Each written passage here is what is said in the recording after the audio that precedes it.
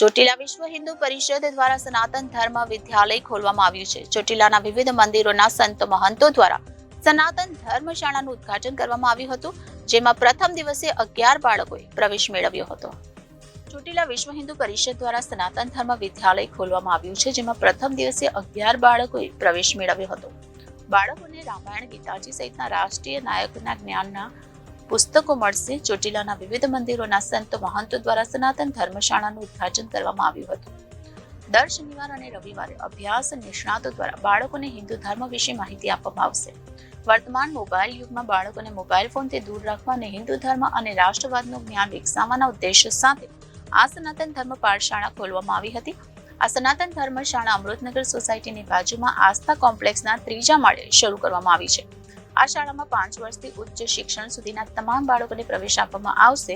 બાળકોને રામાયણ, ગીતાજી સહિતના રાષ્ટ્રીય નાયકોના જ્ઞાનના પુસ્તકો મળશે. Bureau report, Janadesh news, Surendranagar.